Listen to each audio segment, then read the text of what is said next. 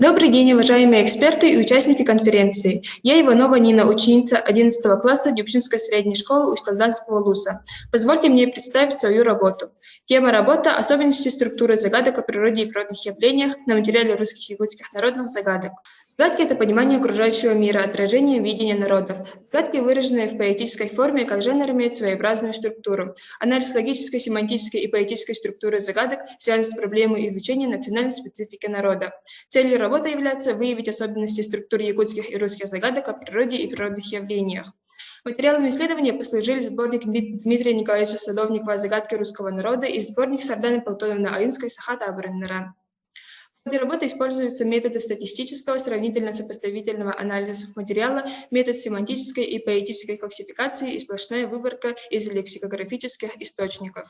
В первой главе мы рассмотрели происхождение загадок и изучили научные труды русских и якутских ученых-фольклористов. Во второй главе проанализировали логическую, семантическую и поэтическую структуру загадок. При классификации русских загадок по темам выделили 3 темы. Всего 422 загадок о природе. В якутских загадках природы и природные явления 590 загадок. Мы проанализировали простые и сложные по структуре загадки. В ходе классификации конкретных и абстрактных загадок выявлено 520 конкретных по характеру загадок. Выявили продуктивные метафоры на примере якутских народных загадок. Классифицировав русские и якутские загадки по темам, мы пришли к выводу, что образная часть в русских и якутских загадках в основном строится вокруг концепта «человек». Мы выделили 8 тематических сопоставлений. Отличием темы в русских загадках является вероисповедание человека, в якутских загадках – сватовство. Проанализировав семантическую структуру, мы выделили 6 кодов: астрономический, цветовой, предметный, зооморфный, антропонимный и числовой код. Наиболее часто в русских и якутских загадках используется астрономический код. По семантике и кодированию русские и якутские загадки делятся на 2 группы. Это загадки, которые загадываются одинаково, и загадки, которые загадываются по-разному. Загадки, которые загадываются одинаково, это группа загадок, показывающие универсальность человеческого мышления. В разных загадках доминирует национально-культурная и языковая специфика народов.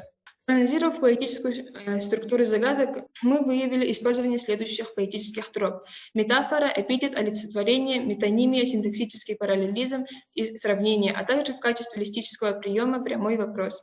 Особенно широкое употребление как в русских, так и в якутских загадках имеет метафора. При анализе метафоры в загадках выделили 6 основных, наиболее распространенных типов или способов образования. Наиболее часто встречаются первый и второй тип соответственно.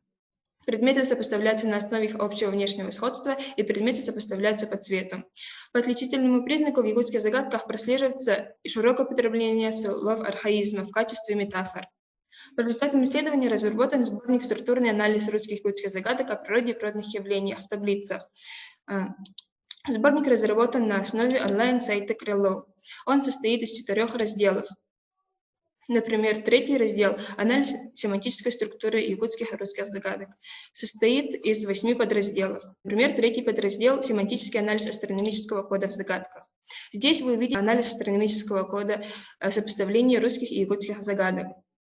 4-й раздел «Поэтика загадок о природе и природных явлениях» состоит из 7 подразделов.